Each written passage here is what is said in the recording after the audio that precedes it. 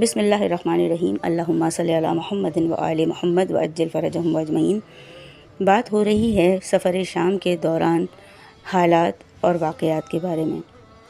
2 دروازے اور 2 بھائی۔ یزیدی فوجی نصیبین کے بعد قریۃ الاخوین نامی شہر کے قریب پہنچ گئے۔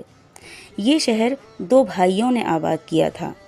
یہ دونوں بھائی شامی حکومت کے طرفدار تھے۔ ایک بھائی جنگ صفین میں قتل ہو چکا تھا۔ اب اس کا بیٹا اور چچا اس شہر میں رہتے تھے۔ شہر کے 2 بڑے دروازے ان دونوں بھائیوں کے نام سے منسوب تھے۔ اس وقت ایک بھائی حکمران تھا۔